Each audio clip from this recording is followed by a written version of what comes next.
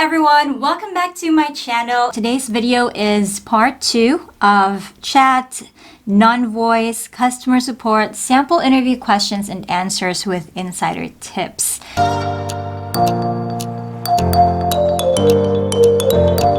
I included email because it's pretty much the same in a way that it's also part of non-voice customer support. If you haven't watched part 1, then I suggest you do. I will include the link on the description box below for you to check out after this video. So let's move forward to question number 6. What kinds of customer service systems have you used and how familiar are you with them? Now, there's no need to panic if this is your first time working in a BPO or contact center, because you will still have a chance to get hired even though you don't really have knowledge about different customer service systems. Now, I feel like for this question, if you already have an experience and you have used some customer service systems before, then it would be very easy for you to answer this. You can just simply say the systems that you used and how familiar you are with them. So this is my insider tip. Show your willingness to learn new tools and be trained. And this is for those who don't have contact center experience. And the sample answer could be, I haven't used any customer service systems before because they're not required for the job, but I can assure you that I'm a quick learner. I'm always willing and eager to learn new tools. I will use the training time to learn the customer service system you are using. In this sample answer, it does give a hint that the applicant has some sort of work experience before, because it says they're not required for the job. But if you are a college fresh grad or undergrad and don't have any work experience at all, then you can just simply tweak this answer and say that it's your first time to work in a contact center and you just recently graduated, so you haven't used any customer service systems before.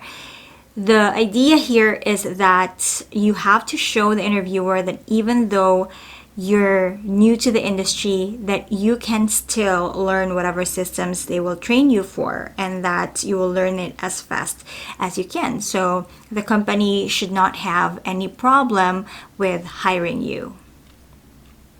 Moving on to question number 7. Tell me about your previous work experience in customer service. Now, again, even if you don't have any related work experience, any type of interaction you have with people in your community can be considered an experience with different types of people.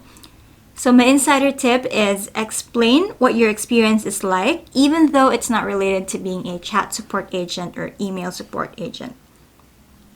Another is, when talking about your experience, you highlight the things or the skills that you have learned and how those skills will help you with being a chat support agent.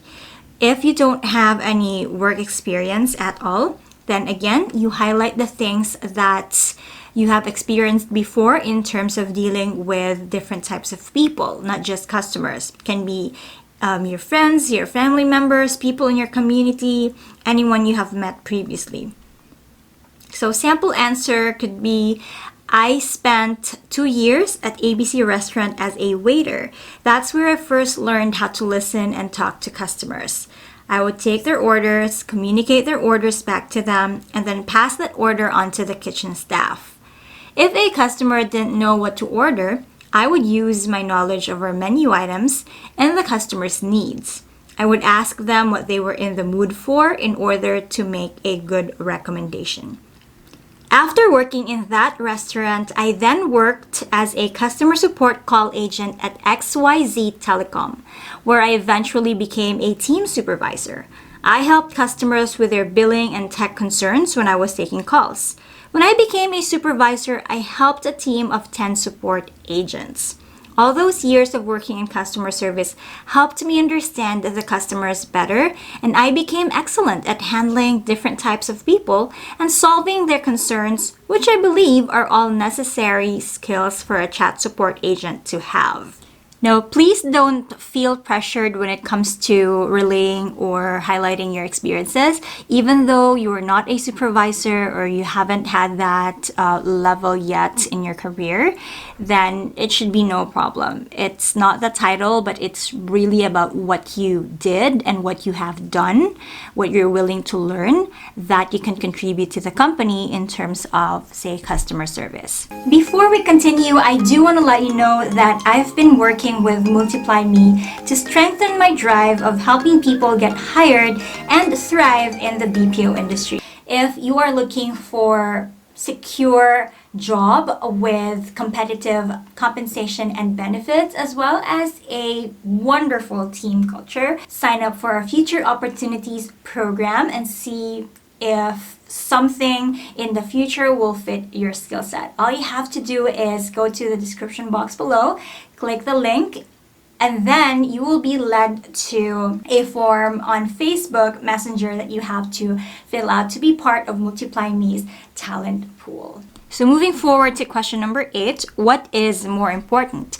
The speed at which you wrap up a chat or solving the customer's issue in a single interaction? Why? My insider tip is value first contact resolution before any other metrics. This directly ties up with customer satisfaction. In a call center, we have what we call first call resolution, and it also directly ties with customer satisfaction. So with chat support, it shouldn't be any different. That's because you'll always have to think of your customers, because customers are really the lifeline of the company. Without customers, then what will you be doing, right? You wouldn't be working in the first place, and you wouldn't have a company that has a business that's thriving, right? This brings us to our sample answer, which is solving the customer's issue in a single interaction is more important. When the customer's issue is not resolved on the first instance of contact, the customer will most likely be unsatisfied and upset. The same customer will then contact the company again, and this does not only impact customer satisfaction, it also impacts the workload of the team because the customer will have to go through the queue again, which will take more time and resources. Now, question number 9. You have noticed a recurring problem or complaint from your customers. What do you do? Insider tip. Go the extra mile to help the company and the customers avoid these same issues in the future. It's a win-win-win for you, the company, and the customers. Most likely, your hiring manager will look for someone who is willing to go the extra mile and who will not only give the bare minimum of their efforts. So this is our sample answer. Since the issue is already recurring, I will make sure to report it to my manager to make sure that it gets fixed as soon as possible. I wouldn't want to make the next customer go through the same hassle. It is beneficial to the customers because their issues are resolved right away, and to the company because it will show how efficient it is in dealing with problems, and to my teammates and I because it eases up the workload. And question number 10, what was your proudest moment helping a customer? So my insider tip here is for these types of questions, you can answer with a specific story that shows your interaction with a customer. If you haven't worked before, you can tell a story about a time when you've helped a family member, a friend, or a stranger. And remember the STAR format to help you organize your thoughts. I have talked about the STAR format several times in my previous videos. This is the sample answer that I came up with. I already included the STAR format in this case, which is situation, task, action, and result. So for example, situation is, I worked as a hotel receptionist before, and there was a customer who got charged twice for her room payment. She was upset because the second charge did not allow her to use her credit card anymore. As someone who directly speaks with customers, I had to make sure that her issues would be resolved as soon as possible. So that's the task that is expected from the applicant. For example, the action is, so I examined the transaction and it turned out to be a pending pre-authorization only. I explained to her that it would automatically be removed at the end of the day. And the result, she was relieved because she thought she was charged twice and was about to call her bank to report. Thankfully, I was able to explain the situation to her properly, so she thanked me for advising her.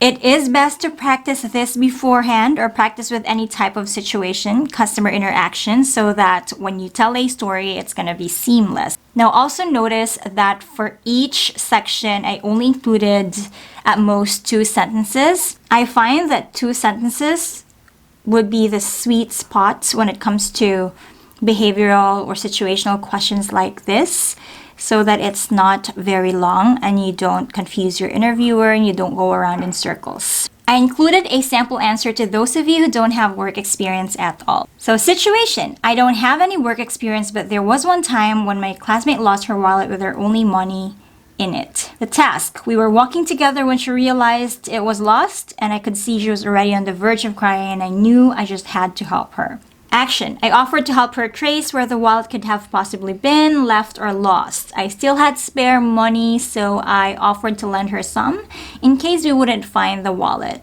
The result. After about 1 hour of tracing and walking back to the places we've been to that day, we finally found it at the cafeteria where we ate breakfast together. My classmate was very grateful for the help that I offered, and I was happy that I got to help her. So you see, even though you don't have work experience, you capitalized your previous experience with anyone from your circle, or maybe even with strangers or the people in your community. You can always share the story and how you help them, because, you know, customer service skills are actually transferable. So even though it's not exactly in the live chat support industry or contact center or call center, whatever customer service skills you've had previously, including dealing with different types of people, those skills can actually be transferred to any other customer service industry. So I hope that makes sense, and thank you so much for watching and for listening, and I hope this helps you with your interview. I wish you all the best with your application and stay safe.